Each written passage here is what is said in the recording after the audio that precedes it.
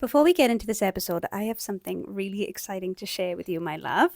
If you are here listening to this podcast, listening to this episode, chances are you are ready to walk that walk from being anxiously attached to being securely attached, not only in your relationships, but the one that you have with yourself as well. So I'm super excited to announce that I will be launching a brand new online course that has a coaching element to it as well, called Securely Attached. Now, this is for those people who are ready to heal that attachment trauma that they see sabotaging their external relationships. They're ready to manage relationship anxiety and get to know your nervous system and how to handle it and build your tolerance. You're ready to dive into that inner child work and know all your parts so you can show up more secure, more calm, more confident, more anchored in yourself and your relationship, so you can communicate with ease, set boundaries with ease.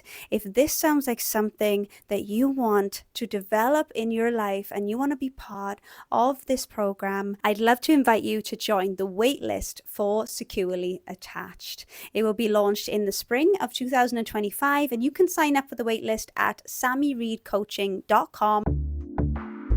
Welcome to the Relationship Rehab Podcast. I'm Sammy, a certified breakup and relationship coach, attachment specialist, former love addict, and spiritual junkie. This podcast is for you, the hopeless romantic who loves to love, and a safe space for us to explore and heal our attachment trauma, broken hearts, and love addictions. Together, we are on a mission to become the love of our own lives, so we can have successful, healthy, secure relationships with others. So if you're ready to create a life and love beyond your wildest desires, you're in the right place. Your journey towards becoming more secure in love and life starts now. Hello. Welcome back to the podcast. And if you're listening to this in real time, it is February, the month and season of love. And I'm really excited to dive into today's episode, which is all about self-love. We often think about love, which is an experience that we have with other people, with our relationships, Valentine's Day around the corner.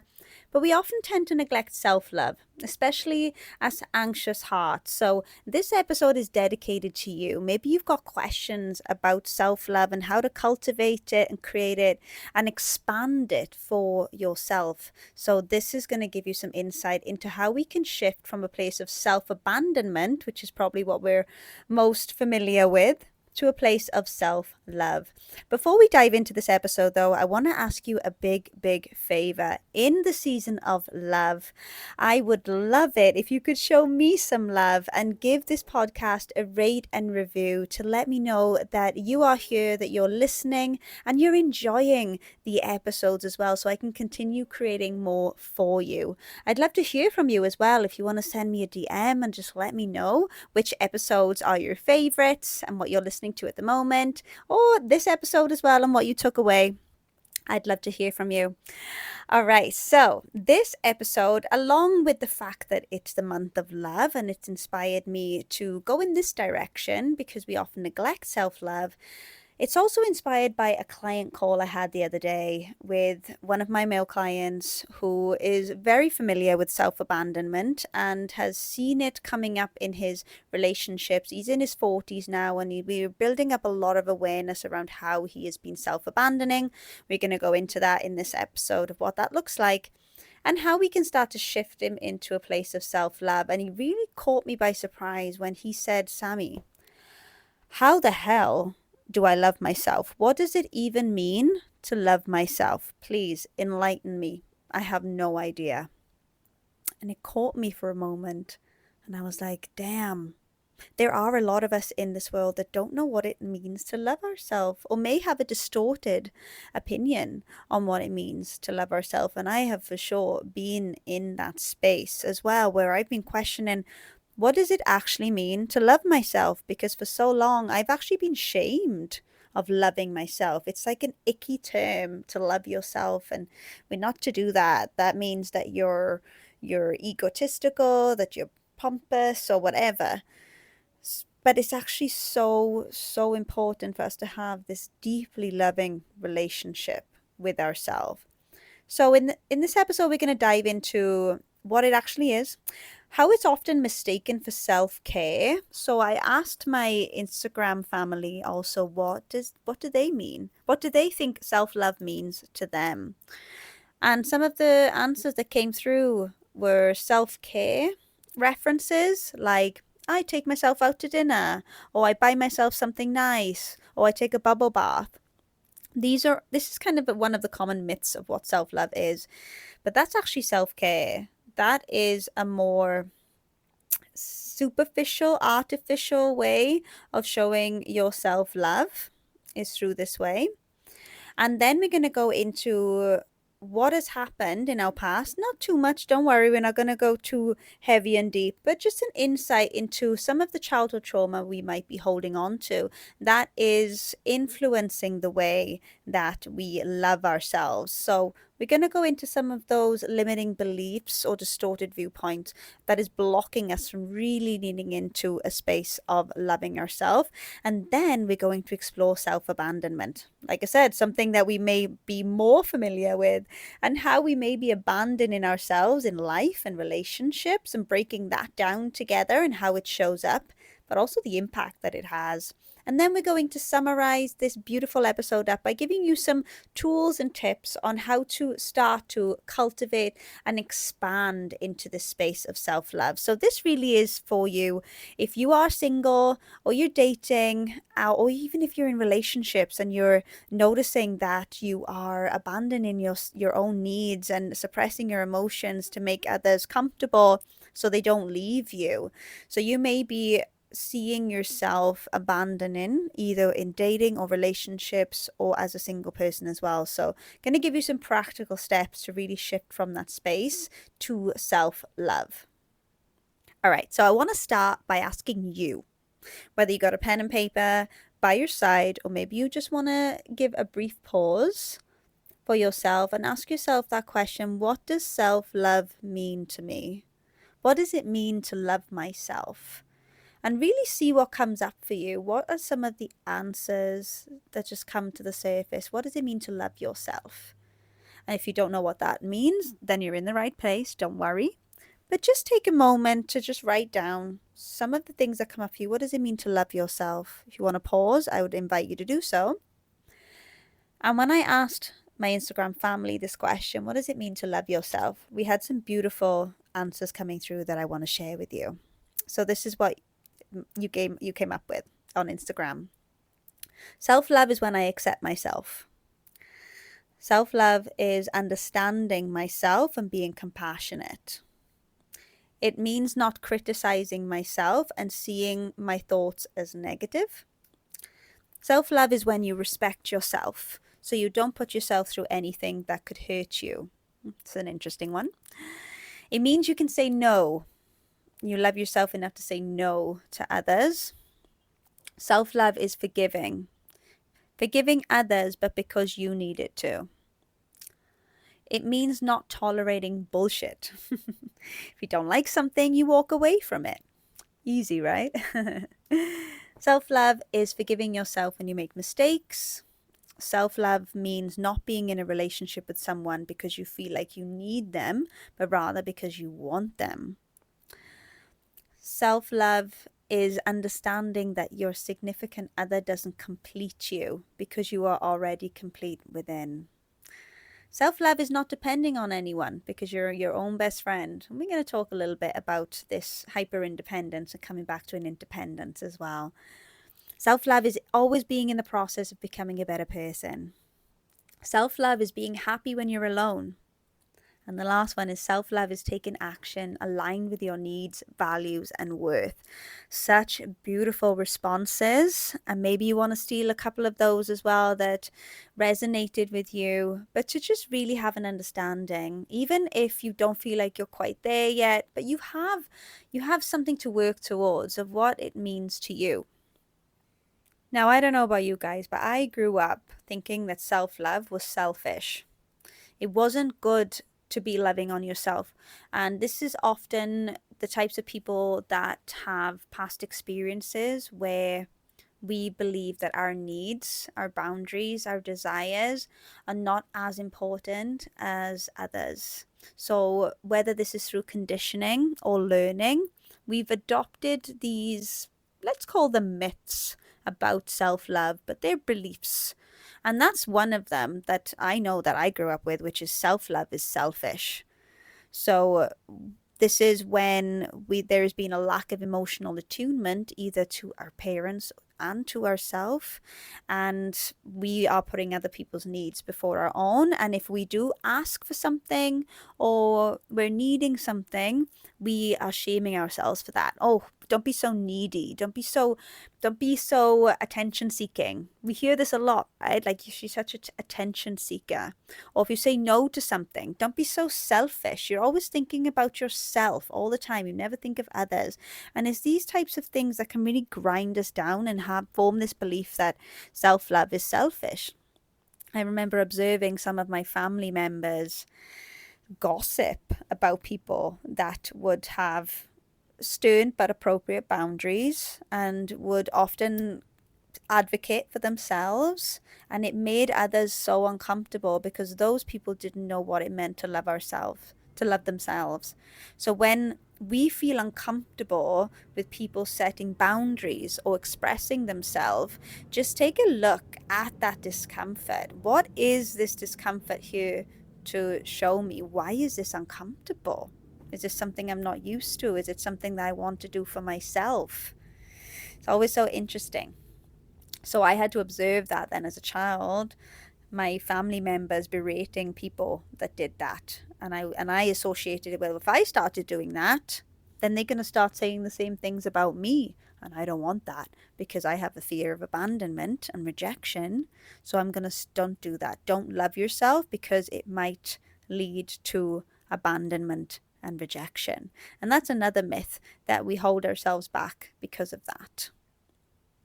Another one that I have come across with clients, mostly in the fearful avoidance state, but we can also show up in all of the other attachment styles as well, is you have to earn self-love by achieving or fixing yourself first. So there's this idea that I have to change these parts of me before I can fully love myself, because right now I'm not happy with myself. I don't like myself. I'm not accepting myself. So once they're perfect, or they've done enough, or they've done enough work, then I can go and love myself. And this may be coming from a space of conditional love that they've experienced in childhood. So now they've taken that and they're showing themselves conditional love. And instead, they're falling into these traps of shaming themselves. And you don't deserve to be loved. You don't deserve to receive, because you have these quote unquote bad parts about yourself that may have been shamed in the past. Another one, which I've already touched upon, is self-love is just about pampering yourself. So like I said, this reduces acts of self-love to like superficial acts like bubble baths or taking yourself out for a meal. And when we lean into that, and it could, like I said, could be because we don't really understand what it means, but it could also be that we're just ignoring that we need to do deeper inner work, like learning how to set boundaries and communicating with kindness, or really looking into those attachment wounds that are sabotaging our relationships. Oh, this is a good one that I just thought of that I see a lot with my avoidant clients is if I love myself enough, I don't need love from others. Now, this is a protective way of keeping others at arm's length. And I don't need anyone else. I can love myself. I can give myself all that I need, which is great. But are we doing it because we want to shut other people out? Because intimacy feels scary. So we take on this protective part of us, which is hyper independent. We're waving the flag of I don't need a man and I'm a lone wolf and I can do shit on my own. I'm sure you can. But deep down, that can be a very lonely place to be. And we need to be able to let our guard down and let people in and be able to feel safe in connection with others. So this one's very much rooted in that avoidant attachment style. And then one more that I will bring up, which is an interesting one, which is if I love myself too much, I will push people away. I've also felt this within myself and see it a lot in other people. If I start to assert my boundaries, if I start to say no, if I start to give myself compliments, whatever self love means to you, I'm going to lose people from my life. So what a lot of us are fearing, that prioritizing ourselves and our needs are going to lead to what we fear the most, which is losing people, abandonment, rejection, especially if we're being conditioned to overgive in our relationships. So instead, we don't do it in order to keep those people in our life and in order to not rock the boat. But what I will say on my own journey, what I've observed is the people that really love you and really care about you and really respect you are going to respect you even more when you start to have your own back. They're going to celebrate you. And those people that are not going to be respectful of you starting to set boundaries or saying no or putting your needs first, or at least attending to yourself first before helping others, then we have to question, what are these people doing in our lives? How are they benefiting from us not having boundaries or expressing our needs? And if now we are starting to do things differently and they feel challenged or they start to get defensive in some way, then that is all information for us to be like, okay, what is the dynamic of this friendship, of this relationship? Is it mutual? Have I been overgiving? And now I'm taking a step back. That's threatening to them because they've gotten so used to me overgiving and suppressing myself. And now they feel under attack. They feel threatened. And they start to try to manipulate you to bring you back down. And this is what toxic, unhealthy relationships tend to do. I've been there where I'm trying to exert some self-love, and I get belittled. I get laughed at. I get threatened and manipulated, and brings you back down. So just something for you to observe. So we've looked a little bit of how those childhood experiences and traumas and wounds that we have are having a direct impact on the way that we're showing up for ourselves. And now I want to just share a personal story of mine of how I was observing myself in a space of self-abandonment and how I started to transform that into self-love. So few years ago, I was dating a guy that I thought was way out of my league. He wasn't, looking back, gotta be honest. But back then, I had quite low self-worth and esteem, and often had these beliefs that, gosh, wow, what are you doing with me when you could be with anybody else? You know, when there's so many beautiful women around, you choose me. And I couldn't put two and two together and understand it. But anyway, so this is the space that I'm in, right? He's very good looking, he's a catch, and you know, I want to please him. I want to prove to him that I can be that perfect girlfriend that I wanted to be of his, even though he never initiated a committed relationship with me. But that's all part of the self-abandonment that I'm going to take you down. But just to paint the picture, this is where we're at. I'm putting him on a pedestal, and I'm down here keeping myself as small as possible so I don't rock the boat, so he doesn't leave me. And I remember feeling it so intensely. Oh my God, what am I going to do if he wakes up one day and leaves me and decides that I'm actually not good enough? What if he sees the real me and realizes that I'm not good enough for him and I'm not worthy of receiving this attention from him? What if he wakes up and realizes that? And I was just in this fear every day. Every time I didn't get that instant response, I'm like, oh, he's found someone else. Oh my gosh, he's ghosting me. He's thinking about leaving me. All these things started to come through. So in order to protect the relationship, I went into that space of self-abandonment. And what that looked like back then was completely ignoring my needs and wants. And it couldn't be the most subtlest of things, like when we're deciding to go for dinner. And maybe I've expressed, oh, do you know, I would really love to have pizza tonight. And then he says, no, we're not having pizza. We're going for sushi. And instead of saying to myself or him, I actually don't want sushi, How about we find some restaurant that offers multiple choices, right? That would be the more secure approach. But instead, I said nothing. I said nothing. I even like gaslit myself a little bit and I said, oh, it's okay. I can get pizza tomorrow by myself. Let me just go for sushi with him. It's fine. Don't say anything now. Don't rock the boat. Don't make a big deal out of it. Don't get into an argument. Just leave it. And this is how we can start to abandon our own needs. The bigger ones would be that I wanted commitment. I wanted us, we were 10 months into dating. 10 months. And we were still in that space of let's see how it goes. Because he put us there. Every time I brought up the conversation and the topic, it was like, I think everything's okay for now. We don't need to put any labels on it. We don't need to, no, let's just continue what we're doing and see how it goes. And because he had this assertiveness about him, it was a bit frightening. Like, oh, right, okay, yep, no worries, yep. But deep down, I wanted commitment. Whether it was him or someone, but it was important to me and it meant something to me. It meant that this person is committed to building a life with me. But instead, I again gaslit myself and said, oh, I don't need a label. I don't need all that stuff. I'm secure enough to not have that label. But I was deeply insecure because I couldn't express what was important to me. So this is how I was self-abandoning in the little and the big ways. When it came to our sex life, I'm not going to go into too much detail, but there was a lot of things that were happening in the bedroom that I didn't actually want to do.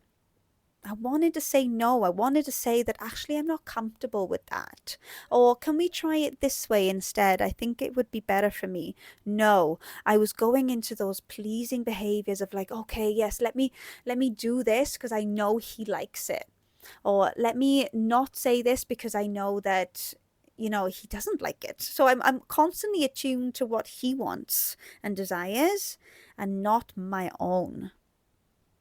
And then another thing I remember coming into this example of self-abandonment is I remember that voice deep down saying, I don't think this is right, Sammy. I don't think this is the relationship for you because you're losing yourself right now. You're not speaking up for yourself like you do when you're single. You don't feel as confident as you do. You're suffering with this anxiety. But on the surface, I was putting on a show. I was masking. So I want everybody else to think that we've got this perfect setup right now, this perfect relationship, that we're great together because I was tying a lot of my worth to my relationship status. So as long as everybody thought that I was in this really loving, happy relationship, then I had this sense of worth about me. But so people would tell us, oh my God, you guys, you're so made for each other. You're amazing together. You're like that power couple. I want to be you one day. And this was all feeding into that sense of worth, that ego of being in this relationship and having that persona to other people because it meant so much to me to have a relationship. So that was fueling the self-abandonment. Like, oh, I can't now go ahead and tell everyone, actually, I'm not so happy because, he's completely neglecting my need for physical touch and I'm completely suppressing my need for commitment because I don't want people to have judgments about me and about us. So let me just go ahead and suppress those feelings and needs even more. So all this was happening. And this went on for, I would say, at least just another couple of months because it came to a head when we were starting to talk about traveling together. And for me, that is something that couples do. So I'm excited. I'm like, yes, I would love that. Let's travel together. And he's giving ideas, what we could do with our finances. Like we were starting to have all those conversations about finances. And I said, okay, so for me, this means that we are a couple. We are in a committed relationship and we're doing life together. Are we on the same page here? And he said, well, no. And I said, okay, then I'm going to have to say no to going traveling with you. Guys, my inner child was screaming at me at this point. Oh my God, what are you doing? We've already started to paint up all these fantasies and visions about traveling together and having all these experiences together. What are you doing? But it was almost like my adult self just came up. I was like, I've had enough. I had enough. And I'm like, no, no, not anymore. Right now, I'm choosing myself. I'm choosing myself and putting myself first. No matter how much I badly want this, it is not in the way that I want it. Because I do deserve it. I do deserve that person to go traveling with and have all these amazing experiences with, but not in this way, where he's stringing me along until the next thing comes along, until he finds something better. No, I'm not second choice. I'm not just an option. And I remember feeling this empowerment come over me, and I just put my foot down. And I think it helped that we were in separate countries. I will say that this was all done over the phone, not in person. But for me, it was such a massive win. And don't get me wrong, I doubted the decision. I cried so much. I was grieving. But in amongst all of that, I was also so proud of myself that I put down the self-abandonment and I leaned into self-love. And I promise you, when you make that choice, it's the transformation that happens from that moment on is amazing, because you are now retraining yourself to show up for yourself in a different way. And my connections and dating and relationships from that point on, of course, it was a process and I still made mistakes, but I was a lot better at really advocating for myself and putting myself and my needs and desires to the forefront as well as theirs. So now I want to invite you to look at your own patterns and behaviors in your relationship. Again, you're welcome to pause and just jot it down on a piece of pen and paper, but what are those times, those moments, either in your past or your present, as you're going about your daily life, where you are seeing patterns of self-abandonment? Where in those spaces are you ignoring your feelings, your emotions, your needs, your desires, and putting them first? A client also gave me a great example of when they had a difficult conversation. He had a difficult conversation with his avoidant person, can't even say partner, it was a situationship, and the conversation was getting too much for his avoidant other. And he was like, okay, now I need space. I need at least a few days to be with myself, to process all of this. But he was thinking to himself, but we still haven't resolved this. We still haven't come to a solution or a conclusion. But he allowed the voice of like, oh yeah, it was too much for him. Okay, yes, go take your space. And there was so much more compassion directed at his avoidant other than himself. So what are those moments where we are over prioritizing and over giving to others at our detriment? So this is what self-abandonment means for me. It happens when we start to neglect our own emotional, physical, psychological, physiological needs in order to meet other people's expectations, whether it's a partner or other people's, fear of judgment. We're avoiding conflict, or we're in a space where we're trying to prove and earn approval from others.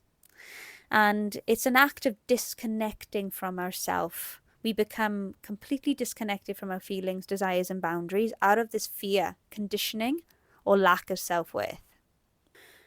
But I want us to now look at self-abandonment as a coping mechanism, because it's a survival mechanism that we have adopted from childhood in order to protect and sustain our primary attachment to our caregiver.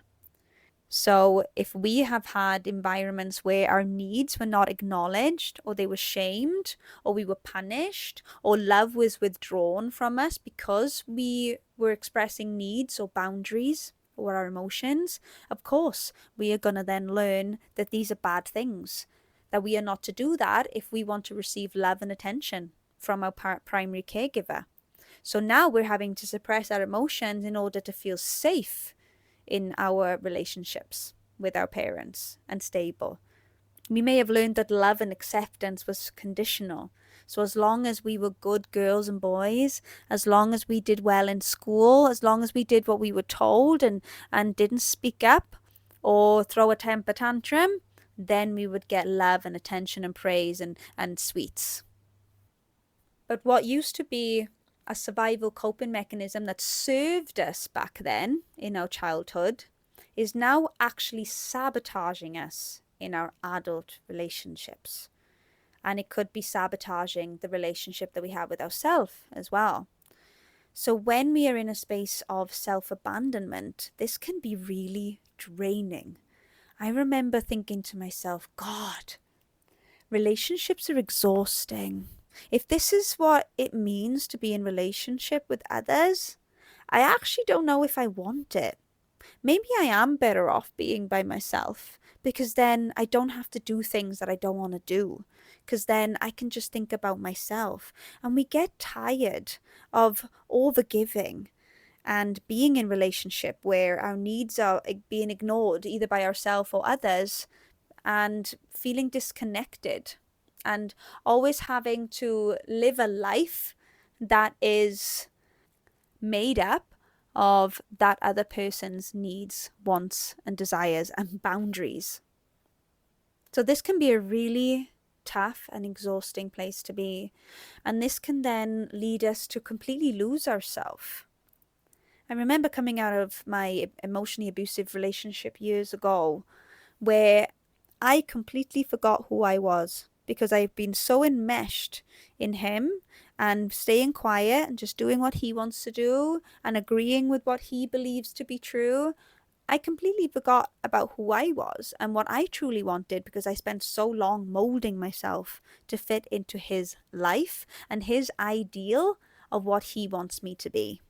So I really had to take some time to understand myself again and know what felt good for me, what didn't feel good, what wasn't comfortable, what was my favorite color. Really, I lost myself to that degree. But I didn't just lose myself, I lost all my friendships, because I abandoned not only myself but my friends. I made myself overly available for my partner. I didn't schedule things just in case he wanted to do something. And when I did schedule something and he hits me up and's like, oh, do you want to chill tonight? In a very spontaneous manner, I'm like, oh, yeah, I'm free. I wasn't free. I made plans with my friend. But now I'm letting them down. I'm saying that I'm sick because I want to go and spend time with my partner. Of course, my friends stopped asking me to hang out because I was a letdown. I kept disappointing them. I kept cancelling. So I lost my friendships as well as myself, along with my hobbies. I was in my own creative world back then. I was doing drama. I was still in my late teens, and I was a bit of a drama kid. And I loved drama school. I was doing drama school after college, and I stopped going because I wanted to spend all my time with him. And I see this a lot as well with more anxiously attached individuals.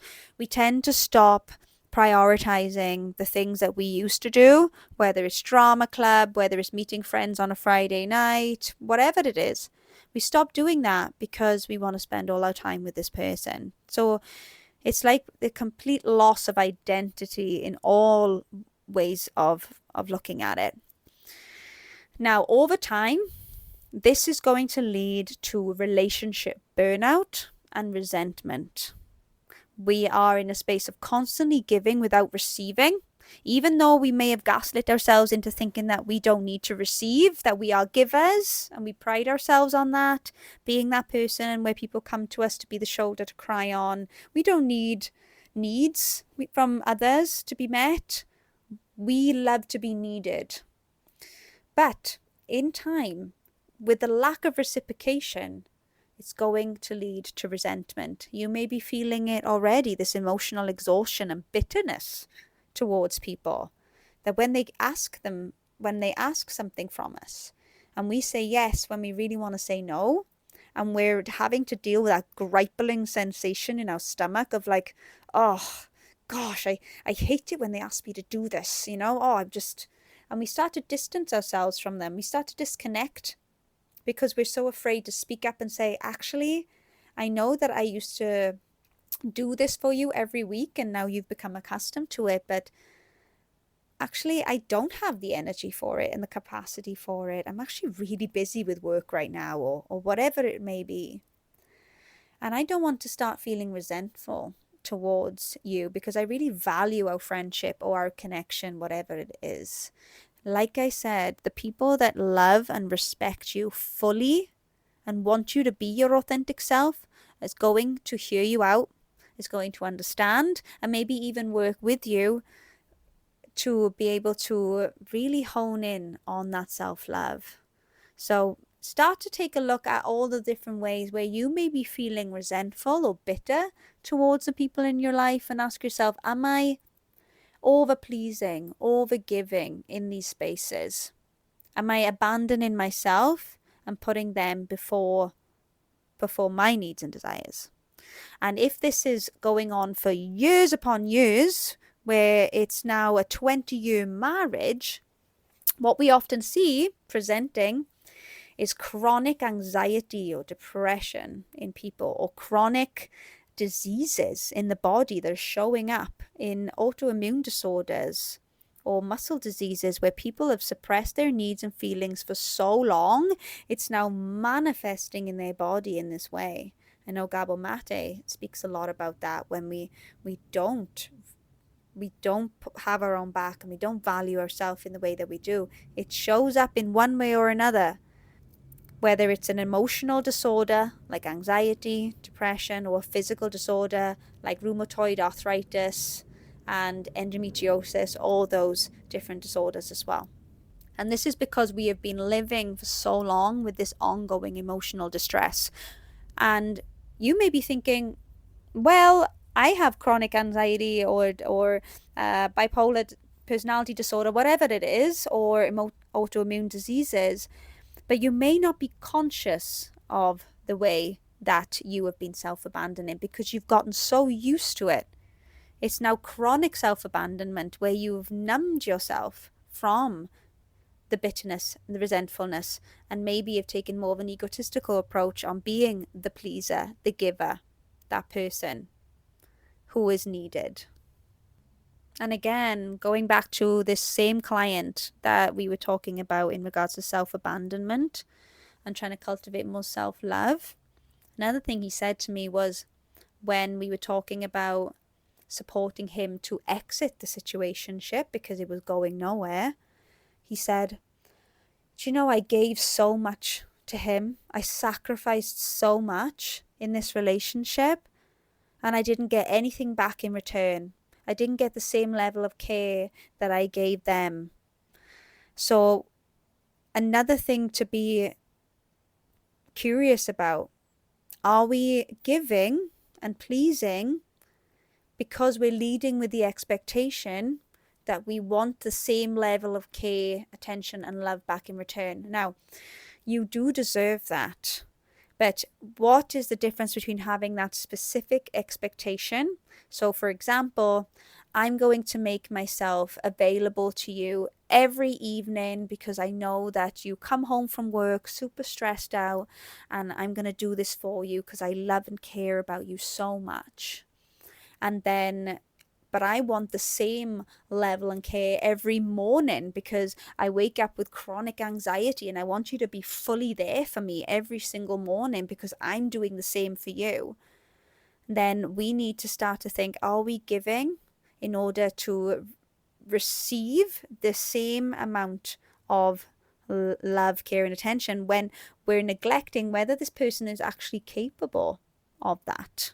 And then we can start to shame them and blame them for not being that, without really assessing, is this person got the capacity and the willingness to be able to help me soothe every single morning until I'm out of my anxious state? If this is something that you think, this is what I need from a relationship, but this person's not really meeting me there, then again, we need to take on that self advocacy and autonomy and be like, maybe this isn't the relationship for me, rather than trying to squeeze that person into what we want them to be.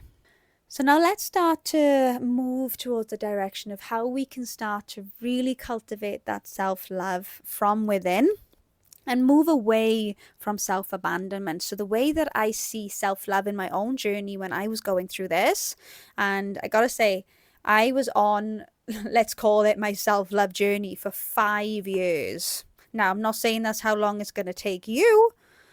I don't know where you're at in your journey, in your process, but I went from not even knowing my own favorite color to being able to be in a secure relationship and stand up for myself. So this was over a period of 5 years.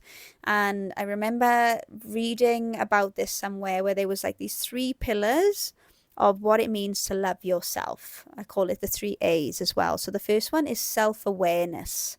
How aware are we of ourselves, of our feelings, of our needs? Are we able to recognize when and how we're abandoning ourselves, or are we gaslighting ourselves into thinking that that's not happening?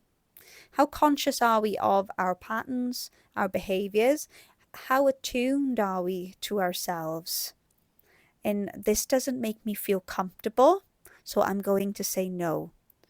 This doesn't make me feel safe, so I'm going to take a decision and a choice for myself to create a more safer environment. How well do we really know ourselves and what we need and what we desire and what our boundaries are and what our values are in our lives? So that's the first one. The second one is self-acceptance. How much do you accept yourself? Or are you in a space of self-rejection? Are you rejecting yourself, abandoning yourself because you're being driven by this fear of rejection and being abandoned by others? So maybe you're in a space where you're not happy with where you're at right now, with the way that your body looks, with the way that you're reacting to your external stimuli. And you're in this space of, I can't love and accept myself because I'm rejecting and hating these parts of myself. How can we meet ourselves in those spaces where we're working towards self-acceptance if we don't feel like we're quite there yet?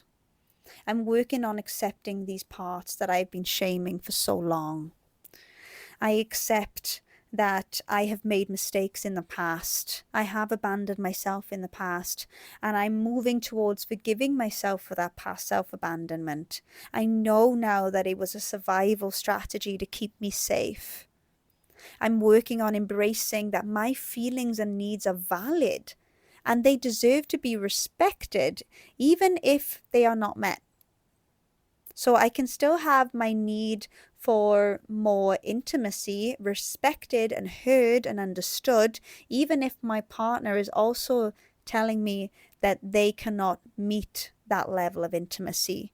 Now I need to go into self-advocacy, which is the third one, of asking myself, okay, can I compromise? So let's say my need for intimacy and physical touch is at a level 9 and theirs is at a level 2. Can we meet each other in the middle? Is he willing to meet me halfway? Am I willing to meet him halfway? Am I able to find other strategies for that intimacy? Or is this like, no, it's a non-negotiable? Everything is a choice. Everything is a choice. So the third one, self-attunement and advocacy, have kind of blended the two in together, being attuned with ourself and advocating for ourselves. So we are now recognizing we are abandoning ourselves in these spaces, and we're going to replace these self-abandoning behaviors of saying yes when I mean no, of not speaking up when I want something, into self-honoring ones. I'm going to start speaking up for what I need, even though it feels uncomfortable, and I'm going to practice receiving from safe people in my life. I'm going to walk away from toxic situations. I'm going to set that boundary with that person that is just emotionally dumping on me all the time. I'm going to set that energetic boundary, an emotional boundary. I'm going to start choosing what aligns with me and my life, even if it leads to people walking away, even if it means this relationship will break down. I know that I'm being true to myself and going in that direction of creating the life that I know that I deserve. So here are some practical steps I want you to take away to start to shift from abandonment to love. And I want you to let me know as well. Reach out to me on Instagram or wherever you're finding me on social media, and let me know which ones you are going to start adopting today in order to start to make that journey towards self-love. So here are some suggestions. I want you to pause and reflect on all the things that we have spoke about today. How are you sacrificing yourself right now in your life and abandoning yourself, and is it worth it? Just get curious. I can see that these behaviors are present right now. Be careful to not go into shaming. Observe that you're not going into shaming and criticizing yourself for this, but just seeing, okay, this is what I'm being presented with. I understand that it's from childhood. What am I getting from it? Just build up that awareness, because we're always putting things in place because we receive something from it. So we're overgiving to this person because we're able to retain the relationship. That could be it. Or maybe it's something else. Another invitation for you would to be to start small. So let's say it's boundaries that you really struggle with. I really struggle just setting those boundaries. Oof, they feel so uncomfortable because I'm so afraid that this person's going to reject me if I say no. Start small and start saying no to people that don't feel so triggering. So sometimes we think, oh, I'm going to start saying no to my partner, but that's like high risk, right? That's maybe like step 3. What could be step 1? Step 1 could be saying no to an acquaintance. So someone that we don't really know that well, and they ask us, oh, would you like to meet up for a coffee next week? Practice saying no. I'm like, that sounds great, but I'm afraid I don't have the time in my schedule, so I'm gonna have to say no for now. Practice saying no to the people in the shop, your coffee barista. Just get into the practice, even though it's so small. Maybe you need to start smaller. If you say, would you like sugar? Just practice saying no, thank you, rather than, oh, not today, or whatever else you would probably say in the past. So start saying no and start setting a boundary, or start expressing a need, whatever it is that you struggle with, and start small. Build it up to the bigger ones, doing it with your romantic partner, for example. Start to think about how you can introduce the concept of reparenting into your journey. So if you're familiar with inner child work, you can lean into this. Practice showing up for your inner child in moments of doubt or fear.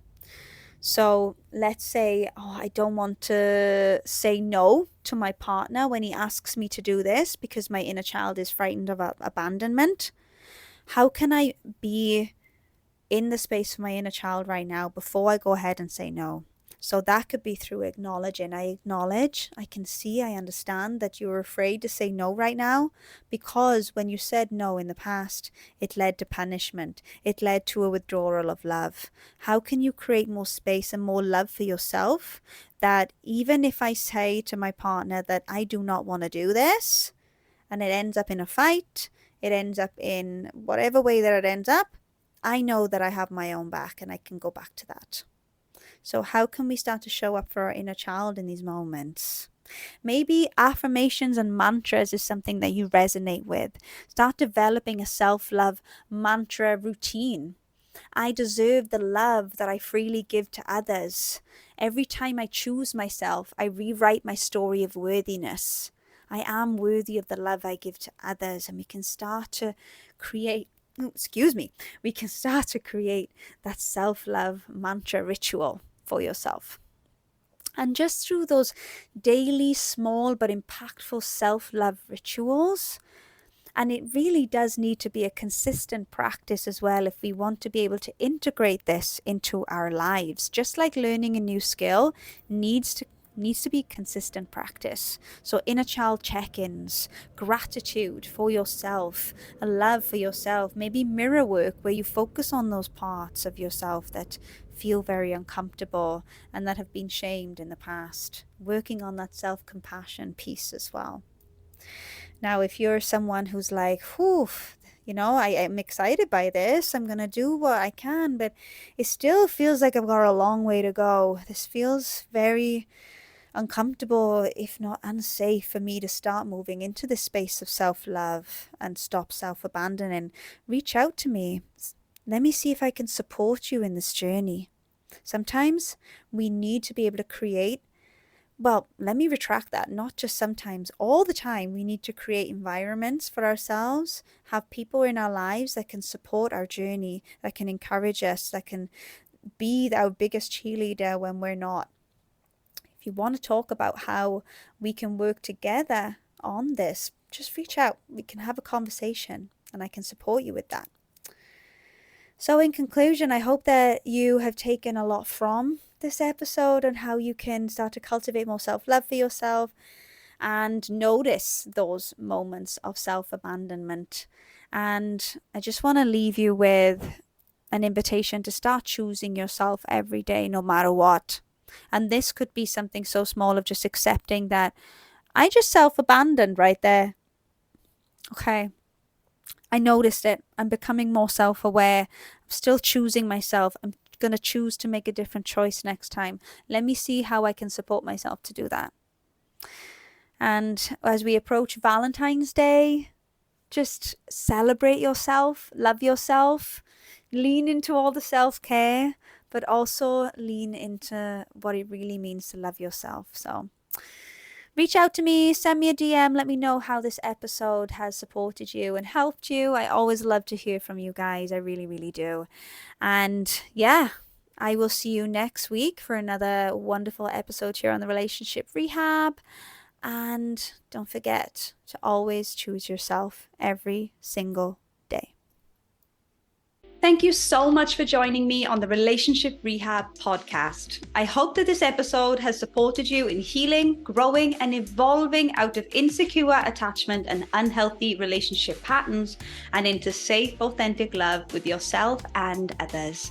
If you enjoyed the episode, it would mean the absolute world to me if you would just take a second to rate and review this podcast. Every rating and review from you guys counts, as it really helps this podcast to grow so it can reach more people who need to hear this content. And don't forget to connect with me on social media. Take a screenshot of this podcast episode, share it on your IG stories, and tag me at the.relationship.rehab with your biggest takeaway from the episode. I really do love reading them. See you back here next week for another episode on the Relationship Rehab podcast.